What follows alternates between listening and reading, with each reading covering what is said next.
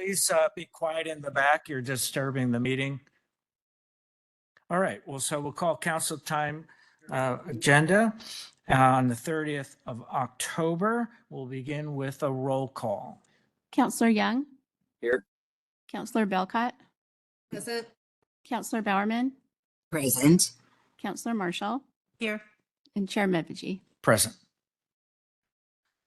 Okay, so when we were just kind of off the mic talking about amendments to the agenda, I understood that the sheriff was on his way, but now he's perhaps not. But I was hoping that we could at least, if we're going to take something off the agenda, explain in as much detail as I we will. And Brian from the sheriff's office is in the room as well. But just for council, I am requesting to remove item 4.2, law and justice potential next steps.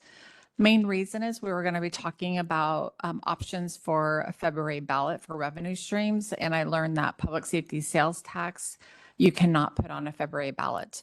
And so I am going back through all the potential items that could go out for a vote or could be approved by council. And so I'll bring this back probably in 2 weeks after I have an opportunity to talk to the finance team as well.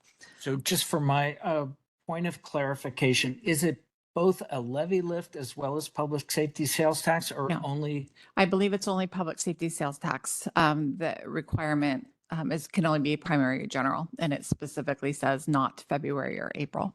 So you'd have to figure out a way to get forward, because we had 2 votes for a levy lid lift, 2 votes for public safety sales tax increase, and we didn't have 3 votes for either. So we didn't make any progress forward. So, I mean, there may be a way to. Yeah. And this is, I know Sheriff's Office has their specific requests, and it's also taking into consideration other law and justice impacts as well. But I'll have all options available to you within 2 weeks. So any objection to amending the agenda to remove 4.2? No. Hearing none, we look forward to moving forward on that in the future. Public comment on agenda items only, please. Carmen De Leon, Testing, yeah, functional. Okay. My name is Carmen De Leon. I go by Mello. And so we were supposed to talk about the minutes of the 23rd. And they talked about law and justice and how they have no money for these people in the courts. Well, I don't know how many thousands and thousands of dollars, but I've seen them in court. They're translating Romanian, Spanish, whatever. You know, we didn't ask them to come to our country to break the law. And we shouldn't have to finance Okay, the so this translating is not a because time- this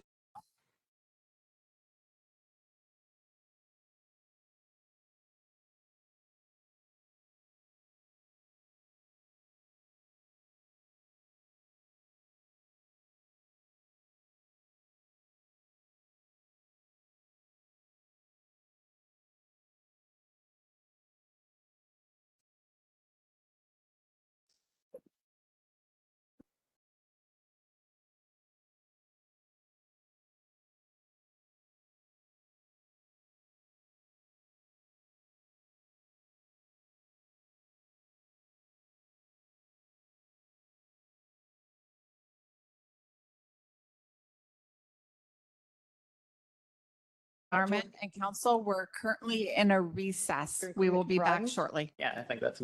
Hold on. We're back on public. We're back in session. Sorry for the delay with the continuing disruption. We're now all logged in. We'll go back to public comment. Is there anyone online who had signed up? no chair. Okay. So I'm going to move on unless there's someone else in the public meeting room who's not being disruptive, who wishes to make public comment. Is there any party who is not disruptive in the public meeting room? No chair. We don't. Thank you. Okay, thank you. All right, so then we'll go to old business, the minutes of October 23rd, 2024. I move approval. Thank you. Second. Further corrections, discussion? All those in favor, please say aye. Aye. Any opposed? Okay, hearing none, and we did remove law and justice for the reasons previously stated. We'll look forward to that in the future. New business. No new business today. Thank you. Thank you. With council reports, I did want to address something there. We've, over the last couple of months, we've had some mailings, further information about the Washougal surface mine, the Washougal pit, as we've called it. We had a vote on the public dedication of the road there, and over the last month or so, we've gotten a lot of further information on what's been happening with the court and court action on some of the right-of-way, some of the easement issues on the road. Anyway, I have a sincere concern that I voted the wrong way on that road dedication for the Washougal pit. Additionally, I would say we've had an updated, from different sources, updated status of resource material in the county. You know, over the years, I've been seeing that, but this was an updated report that kind of debunks, if you will, the notion that we have plenty of local aggregate. So all these issues weigh on my mind that I would like to reconsider that issue. And I don't know if there's anyone else that shares that concern. Okay, I see one thumbs up by Karen and Michelle. Chair. Yes, please, Glenn. You know, I don't know that I would vote any differently at this point, but there has been a dribble of new information, and I would support looking at it again. Again, I don't know that I would change my vote, but Okay, I feel like understood. it's worthy of looking at. And I don't see Sue Marshall on my screen. She is logged on, is she not? Here, I see her. I'm Okay. here. Yeah. Related to the Washougal pit, I think the decision that we made related to the road dedication, and I believe my position would be the same on that. So if there's other issues related to the mine, you know, we could discuss that, but I don't think I would change my vote on the road. Okay, so I did see 3 votes to reconsider. So my question to the manager is, how do we get it? What's the next step? I know we're kind of swamped between now and the end of the year. My apologies, Chair Mevaji. If you could give me just a 2-minute summary. We were having individuals screaming at us, so I could not hear the discussion that council was having. But if you could, it's quiet right now. So if you could just give me a quick recap, I can assist or I can follow up with council after the meeting. It's the Washougal pit. We've had 3 counselors say they would like, or actually 4 counselors say they would like to reconsider the road dedication at the Washougal pit and all the issues surrounding that. So my question was, how do we hear from Ken later again? How do we get it back on to do that reconsideration? Okay, I can add that to a Tuesday meeting, possibly as soon as next Tuesday. We do have a full agenda. Worst case, it'll be the 19th, I believe. But yes, we can add that back on a Tuesday meeting for you. Super, thank you. Other counselor reports? Hi, everyone. This is Leslie Lopez. Sorry to interrupt, but we can't put it on as early as next Tuesday. It requires notice and things like that. So we'll have to look at what's required for the proper notice in order to set it for a hearing. So our office will be in contact with the county manager to figure out a date. Thank you, Leslie. I have a just for- question. Yeah, I have a quick question, Leslie. Is it Sure. because, does that require a public hearing? Because if not, our deadline for next week is today and we can add a staff report on for next week. it was a public hearing matter initially.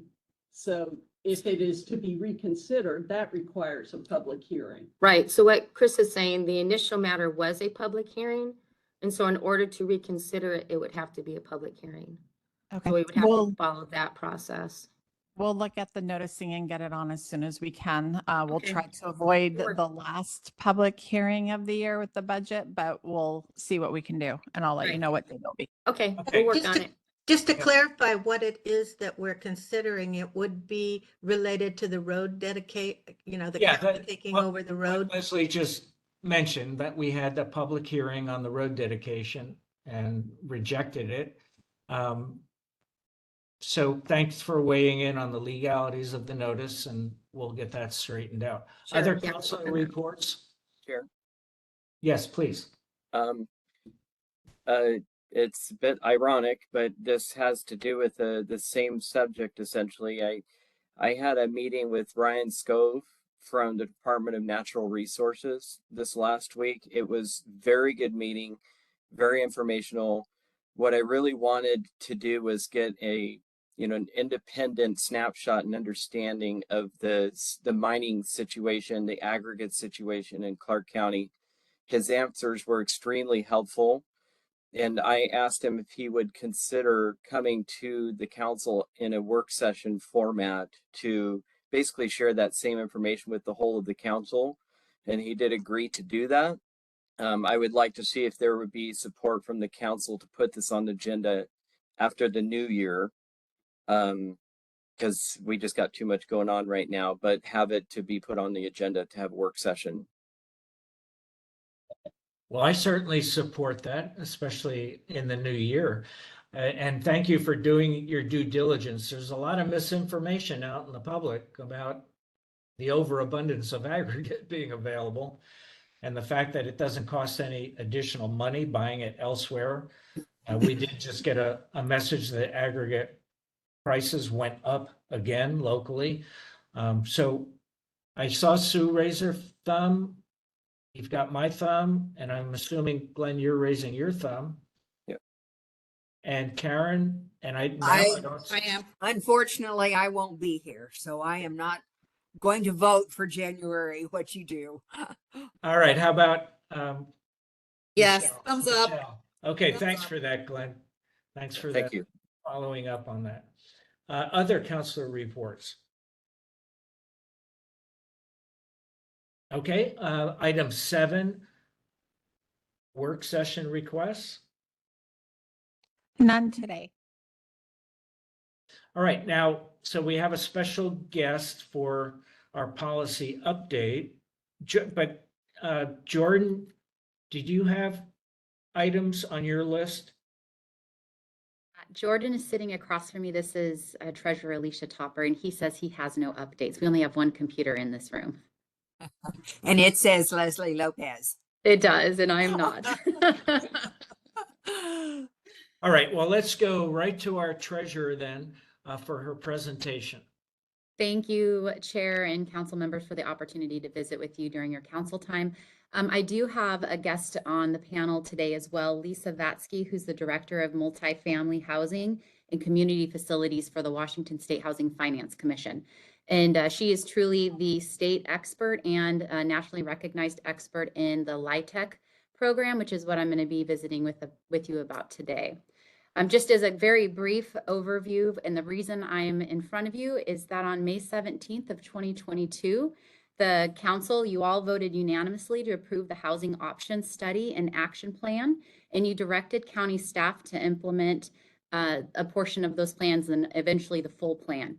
The study did identify that the unincorporated Vancouver urban growth area's housing stock lacked diversity of housing type, with most of the units being single family, owner occupied, and for those that rent in the area, they spend about 30% or more of their income. So 44% of renters in the UGA spend more than 30% of their income, which makes their housing and just expenses unaffordable.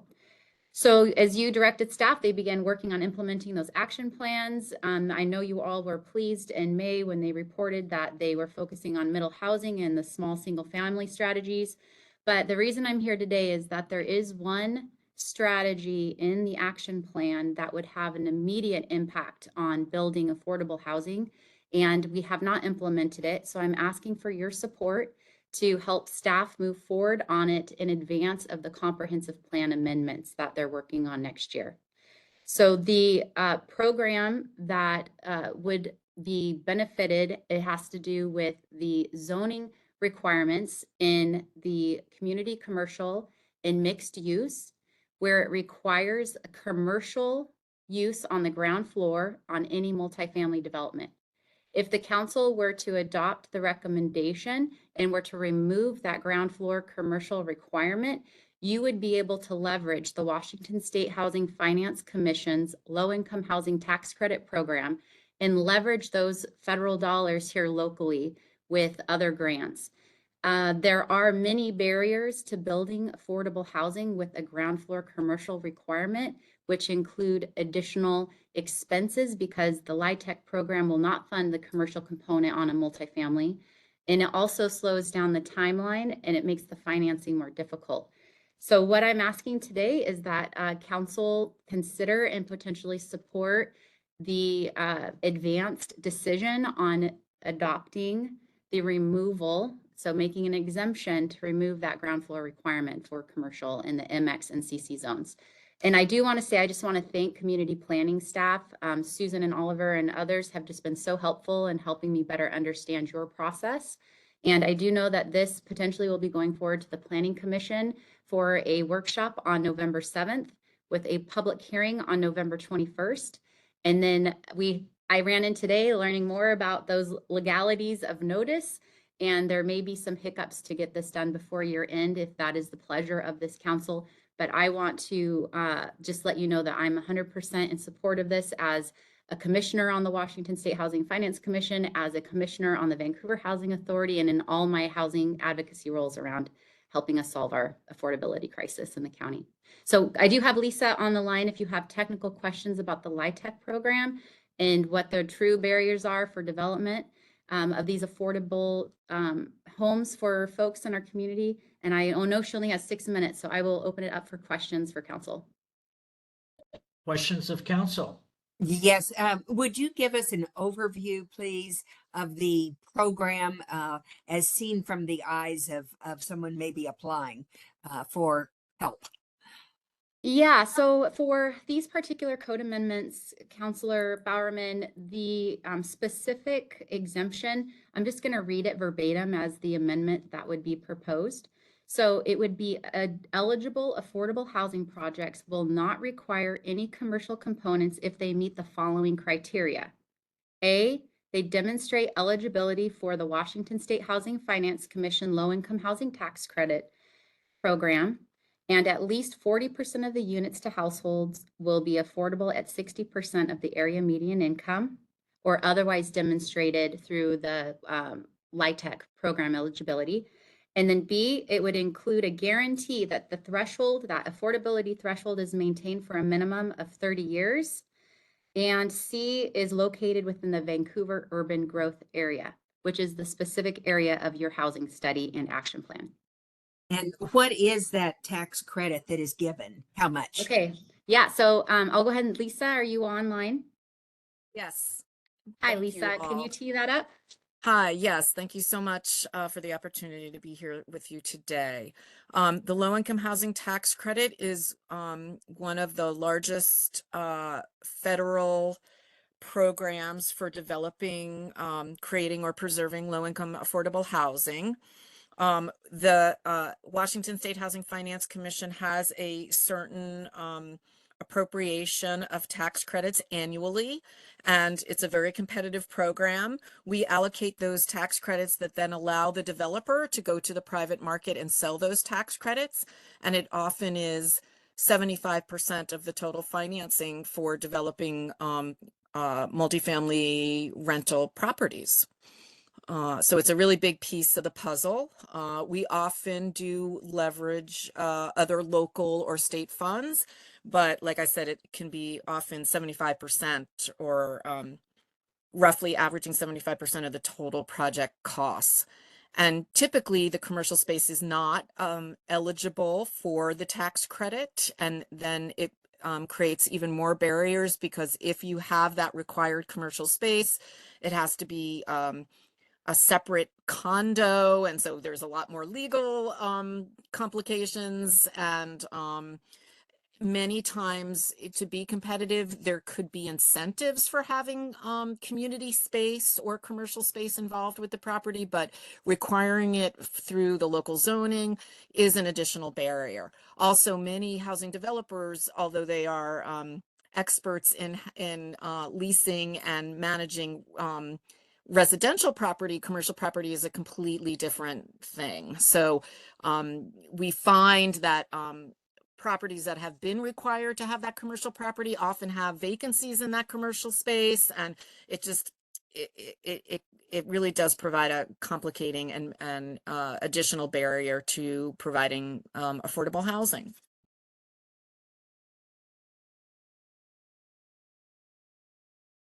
Other questions by council? Chair, Yes, Glenn. not so much a question, more comment. First of all, I appreciate, Alicia, you bringing this forward. I think this really can fill a large gap. It'd be great to have those dollars coming into our community, the tax credits and the incentive that they provide. You know, land acquisition is one of the most difficult things for these small, or not necessarily small, but nonprofits trying to create affordable housing.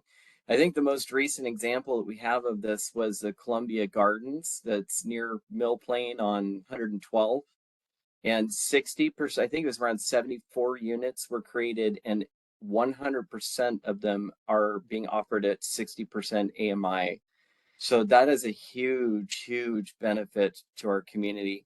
I don't take lightly the risk of losing some potential commercial and employment space, but I think this filled a gap that we really have a major need for in our community. So I appreciate you bringing this forward. I am absolutely supportive of moving forward with this.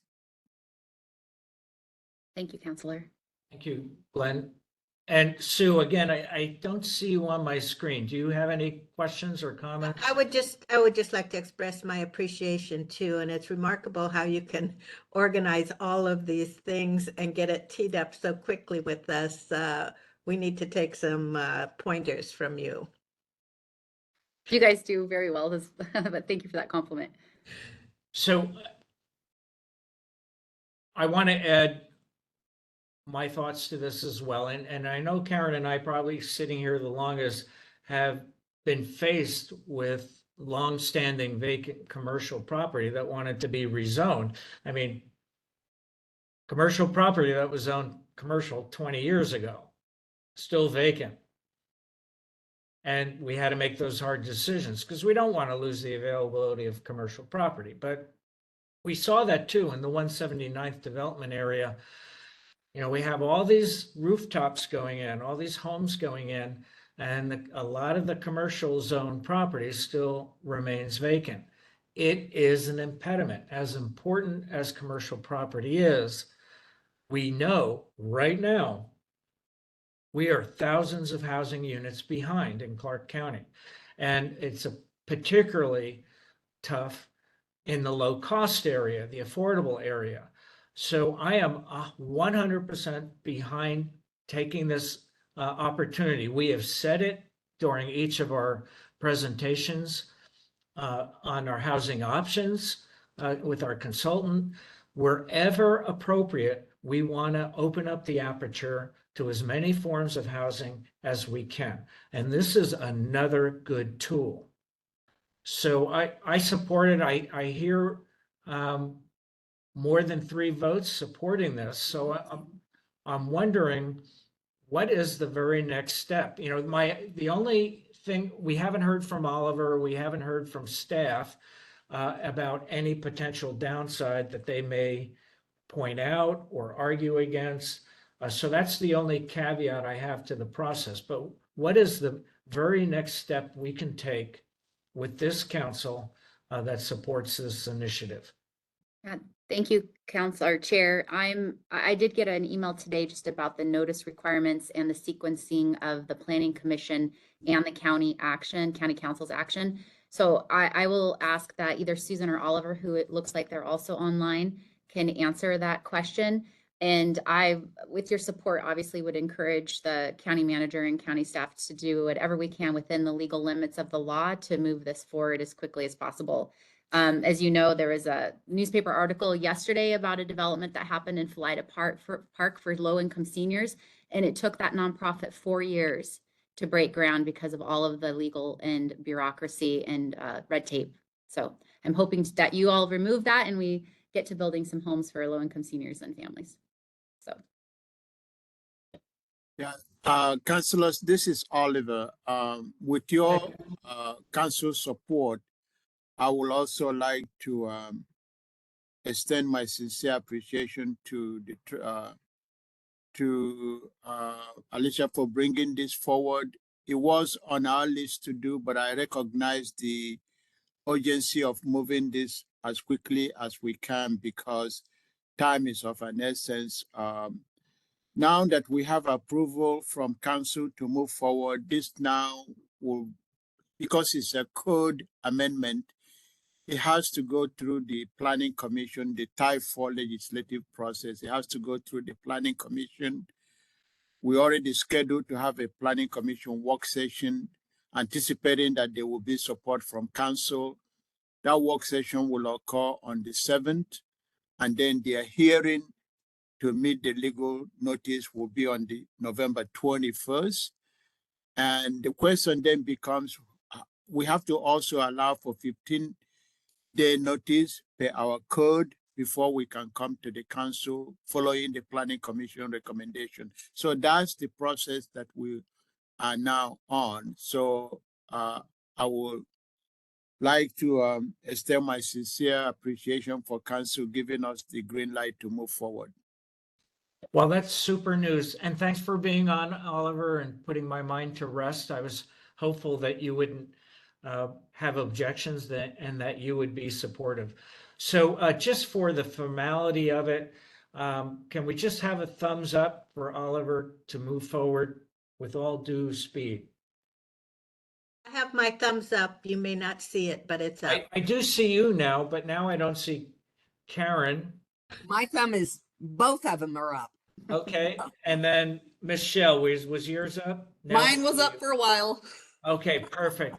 Thank you, Alicia, for bringing this to our attention. Another great idea. And, you know, every little bit helps get to this underlying problem of not having affordable housing within Clark County. So thank you so much. Chair, if you don't mind, I'd like to Yes, ask please. just one more question about the timing. With the hearing in the Planning Commission on the 21st and then 15 days after that is a requirement. I wasn't aware of the 15 days. Will we be able to look at this in this calendar year? We, Councillor, if you're asking me that question, my response will be, we'll check with the county manager to see how, that would be feasible. Yeah, we Because may that have does to have a later date. I Yeah. know that we had set kind of 3rd of December as the last formal date, but perhaps we'll need to go a little deeper into December if you're willing, I'm willing. as am I. Thanks for your leadership. Thanks so much. Thank you so much, Lisa. Thank you. Thanks, Thanks, Oliver. So Thank you. were there, I don't see the agenda in front of me anymore. Was there anything else on the agenda other than the executive session? Policy updates, are there further policy updates? I don't think so. Leslie, I see your mouth moving, but I think you're muted, maybe intentionally. We have executive session RCW 42.30.110, paren 1, paren G, for 10 minutes. I'm assuming there's no action. Is that correct? That's correct. All right, so I have 6 after 2. So we'll plan on coming, will give us a little bit of buffer since we have to log on and log off.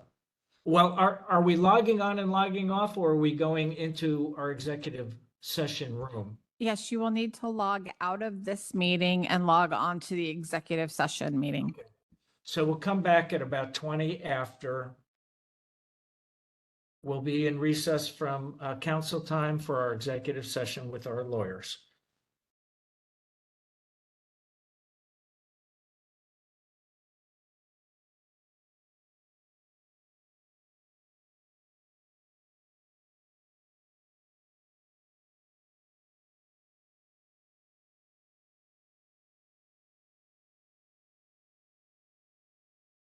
I see. Okay, we're being recorded. Do we have a quorum back? I see Sue, Michelle's name. All right, we have a quorum. We've had our executive session. There is no action to take today. Will be adjourned. Thank you.